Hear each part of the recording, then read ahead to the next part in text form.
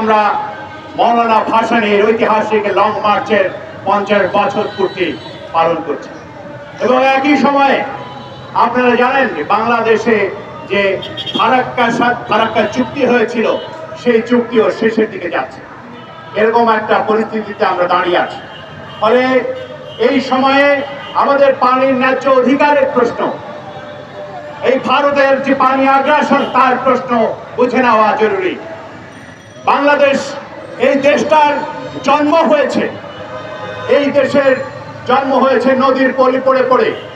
এইখানে সভ্যতা গড়ে উঠেছে, এইখানে নদীর বাঁকে বাঁকে ঢেবে ঢেবে কৃষি সভ্যতার ভেতর দিয়ে, কৃষি কাজের ভেতর দিয়ে এখানকার এই সভ্যতা গড়ে উঠেছে।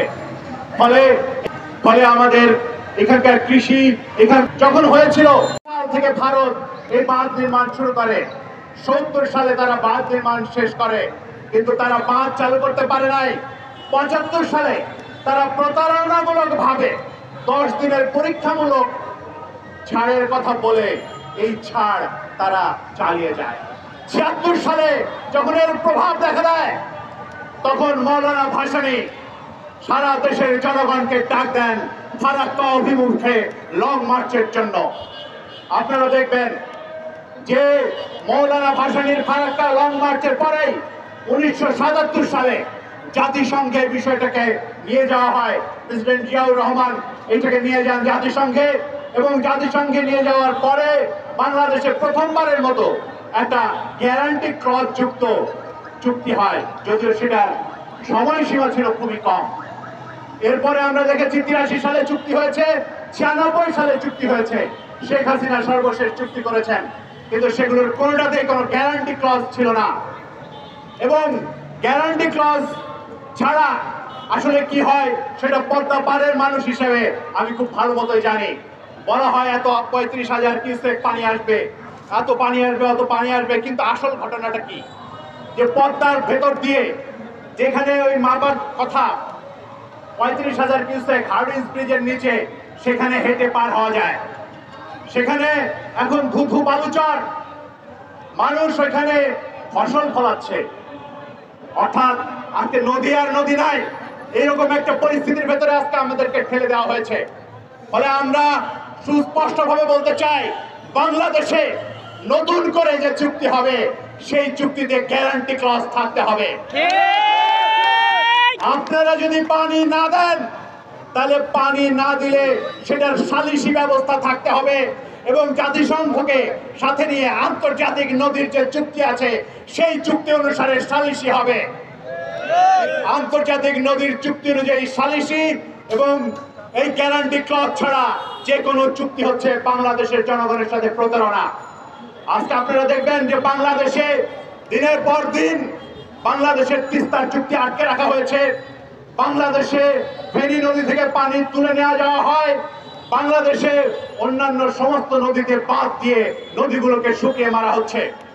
ফলে আজকে বাংলাদেশের যে স্বাভাবিক জমি গঠন, ভূমি গঠন, বাংলাদেশ একটা এর জমি দিনের পর দিন বাড়ার কথা।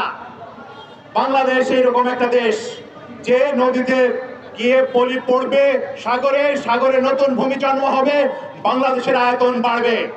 ফলে এইখানে যেমন জনসংখ্যা বাড়ে সেরকম আয়তনও বাড়ার কথা, কিন্তু সেই আয়তন বাড়ছে না, কারণ এই নদীগুলোকে মেরে ফেলার ব্যবস্থা করা হয়েছে এই বাঁধগুলো দিয়ে। ফলে এর বিরুদ্ধে আমাদের আজকে সর্বাত্মক সংগ্রাম তৈরি করতে হবে।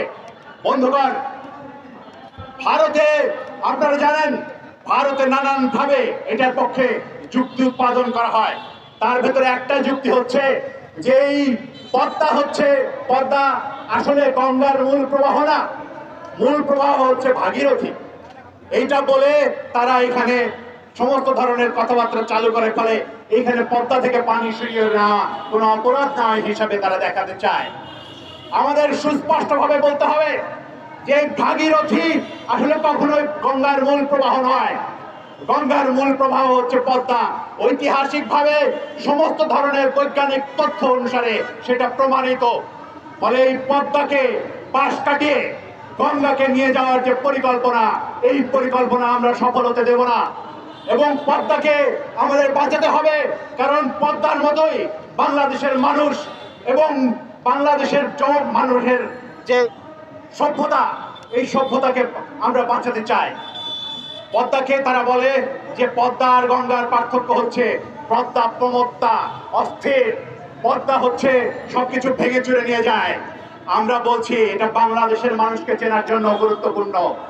আপনারা যদি আমাদের সাথে এই যে বাংলাদেশে আপনাদের নতুন করে একটা সম্পর্ক গড়ার সুযোগ হয়েছে, বাংলাদেশে সেই সম্পর্ক যদি না গড়েন, বাংলাদেশের মানুষ আবারও জেগে উঠবে, ভেঙে চুরে নিয়ে যাবে। দরকার হলে আমরা নতুন করে আরও বড় লং মার্চ করে বাংলাদেশের অধিকার আদায় করব, জাতিসংঘের অধীনে চুক্তি করব। সেই লড়াইয়ে আপনাদের সকলকে আহ্বান জানিয়ে আমার কথা এখানে শেষ করছি। আপনাদের সকলকে অসংখ্য